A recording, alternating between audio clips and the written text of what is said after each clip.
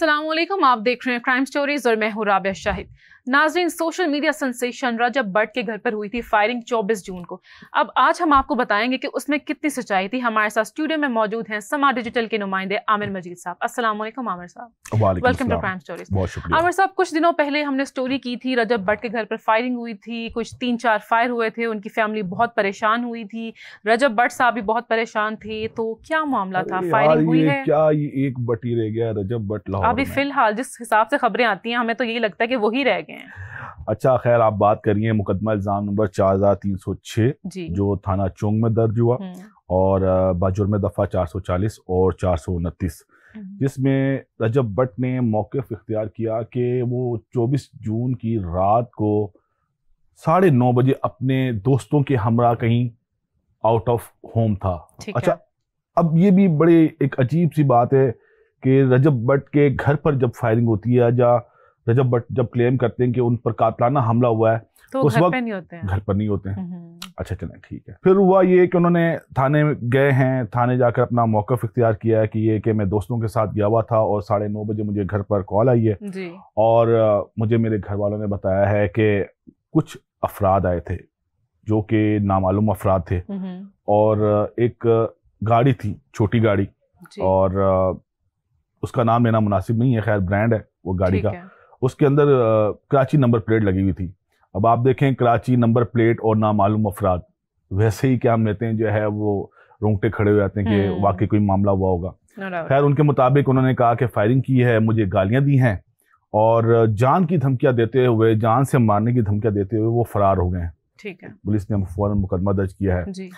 और अब आपको कट शॉट बताता हूँ, ये मुकदमा झूठा मुकदमा था। क्या मतलब है? फायरिंग नहीं हुई थी? जी नहीं, कोई फायरिंग नहीं हुई थी। हाँ जी, बिल्कुल ऐसा ही है। अब यहाँ पर राबिया सोचने की बात है, रजब भट्ट ऐसा कर क्यों रहा है? ठीक है। जो इंचार्ज इन्वेस्टिगेशन है कैसर अजीज, उनसे हमारी बात हुई है। उन्होंने हमें बताया है कि उस सोसाइटी में एक आवारा कुत्ता घूम रहा था। तो जो सोसाइटी के जो लोग थे उन्होंने मैनेजमेंट से ये बात की कि ये आवारा कुत्ता है, ये बच्चों को काट सकता है, तो इसको मारा जाए। तो सोसाइटी ने डॉग शूट की एक टीम हायर की थी, उसकी सर्विसेज हायर की थी। अब वो टीम आई है, उसने आकर उस कुत्ते पर फायर किया है। ठीक है। तो कुत्ते ने अपनी जो आखिरी जो दम उसने दिया ना, जो आखिरी सांसें थी, वो रजब भट्ट के दरवाजे के बाहर दे दी। बस ये वाकया था, ये हुआ है। तो सोशल मीडिया पर तो इतनी हाइप थी कि भाई टिकटॉकर व्लॉगर रजब भट्ट के घर पे फायरिंग हो गई है। Rabia, I am smelling the rate. या मतलब exactly, I am the smelling the rate. अब पुलिस ये कह रही है कि रजब भट्ट के घर के बाहर लगे हुए कैमरे, उन्होंने जो क्लेम किया कि मेरे घर के बाहर आए, फायर किए, ठीक है, एक दीवार पे लगा, एक कुत्ते को लगा, कुत्ता मर गया, मुझे जान से मारने की धमकियां दी। अच्छा। और फिर वहां से फरार हो गए। अच्छा, ये सब कुछ तो रजब भट्ट के घर के बाहर हुआ था ना? अब इसके सबूत तो जो रजब भट्ट के घर के बाहर लगे हुए जो लातादाद सीसीटीवी कैमरा से उन्होंने देने थे ना।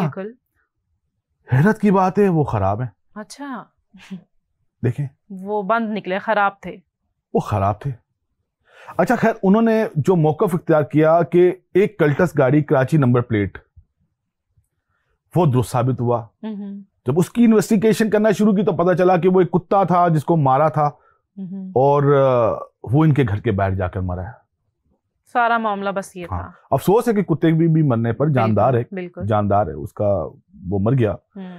लेकिन वो इलाका मकीनों के मुताबिक वो एक आवारा कुत्ता था, वो काट रहा था, it was a stray dog, dangerous था। लेकिन यहाँ पर बात आती है कि रजब भट्ट ऐसा कर क्यों रहे हैं? आमिर साहब, आपकी स्टोरी सुनने के बाद मुझे एज अ सेकंड पर्सन ये लगता है कि सब सिर्फ फेम के लिए है, या फेम के लिए है, या फिर ये है कि बैरून मुल्क रवानगी की तैयारी है बमा फैमिली, क्योंकि अजाइलम सीख करना है। ये एक ओपिनियन है ये, जो कि मुझे इसमें कोई ज्यादा वजन नजर नहीं आता। लेकिन जो हमारी बात हुई है, जो तहकीकाती हुकाम है, वो ये कह रहे हैं कि may be he is doing all this for that purpose. ठीक है, कि कहीं अजाइलम मिल जाए उनको, उनकी पूरी फैमिली के साथ बाहर तो वो उसके लिए कर रहे हैं। लेकिन मुझे ऐसा नहीं लगता, क्योंकि रजब भट्ट उनकी फैन फॉलोइंग ही सारी यहाँ पर है, उन्हें बनाया ही पाकिस्तानियों ने है, उनके फॉलोवर्स ने है,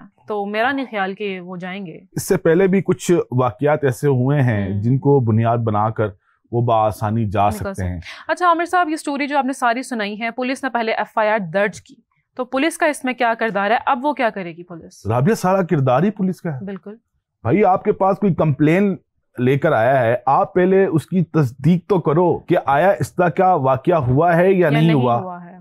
आप उसके मुहर्रिकात क्या थे, वो लोग कौन थे, वो तो इन्वेस्टिगेशन ने देखना है। Just because पहले he was तो a आप celebrity, तो पुलिस ने फौरन से पहले इसको कंफर्म तो करो किस तरह का इंसिडेंट हुआ या नहीं हुआ, बाकी कौन इन्वॉल्व था, इसके मुहर्रिकात क्या थे, मकसद क्या था, वो तो चलो इन्वेस्टिगेशन में सामने आएगा। पहले जो इंसिडेंट हुआ उसको तो कंफर्म करो जी।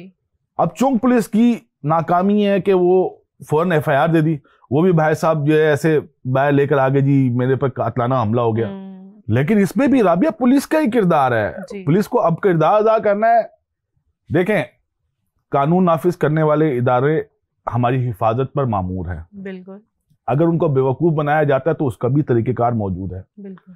अगर रजब भट्ट ने झूठा मुकदमा दर्ज करवाया है कत्ल का और ये साबित हो चुका है कि ये मुकदमा झूठा है, तो पुलिस को चाहिए कि इसको B क्लास कर दे, और इसकी तैयारी भी हो रही है और इसके बारे में सोचा भी जा रहा है कि जो मुकदमा इल्जाम नंबर 4306 है इसको B क्लास कर दिया जाए। B क्लास होने का क्या मतलब है? B क्लास होने का मकसद ये है कि अगर आपने झूठा मुकदमा दर्ज करवाया है तो आपके खिलाफ मुकदमा दर्ज होगा, रिवर्स हो जाएगा। जी बिल्कुल, आपके खिलाफ मुकदमा दर्ज हो जाएगा, जो मुद्दई है वो मुलजिम बन जाएगा, मतलब रजब भट्ट के खिलाफ मुकदमा दर्ज हो जाएगा, झूठी FIR जी बिल्कुल, झूठी FIR कटवाने पर। तो हो सकता है रजब भट्ट, उन पर तनकीद होती रहती है, कुछ लोग उनको बड़ा सराहते हैं, कुछ लोग उन पर तनकीद करते हैं, तो इस तरह का एक खदशा रहता है कि कोई हमला हो जाए या किसी ने जो है वो फायरिंग की हो, लेकिन हर दफा ऐसा नहीं होता।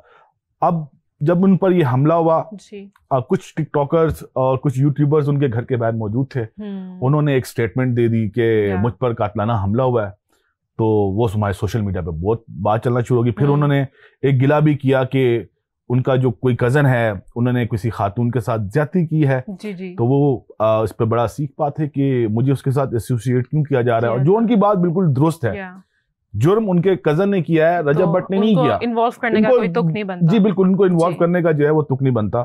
तो जो बात सही है वो बात सही है, जो बात गलत है वो गलत है। अब आपने अपने ऊपर कत्ल का मुकदमा, ये मेरी समझ। बहरहाल अब देखना यह है कि पुलिस इंसाफ करेगी या नहीं, वो जो आपने B क्लास होने की FIR की बात की है वो होगा या नहीं, वो हमें जानना बहुत ज़रूरी है। और मेरे ख्याल में एज अ लेसन ये एक दफ़ा हो जाना चाहिए, क्योंकि इस तरह की खबरें अक्सर आती रहती हैं, रजब भट्ट के हवाले से आती हैं। बिल्कुल राबिया, होना चाहिए, और इस पर पुलिस की साजिश भी होनी चाहिए, बिल्कुल, कि आप पहले कंफर्म तो करें मुकदमा दर्ज करने से पहले, एटलीस्ट ये तो कंफर्म कर लें कि ये ऐसा हुआ है या नहीं हुआ। आपने मुकदमा दर्ज कर लिया, उसके मुहर्रिकात बाकी आप बाद में वो पुलिस देखती रहेगी कौन इन्वॉल्व था, क्या मकसद था, वो बाद में इन्वेस्टिगेशन में सामने होता। पहले तो इस बात को कंफर्म करना है कि ये हुआ है या नहीं हुआ, यहाँ पर फिगर्स के साथ इसको करना चाहिए था। बहरहाल बहुत शुक्रिया आमिर साहब, आपने स्टोरी हमारे साथ शेयर की, और आप सबसे मुलाकात होती है नेक्स्ट स्टोरी में, तब तक के लिए बाय बाय।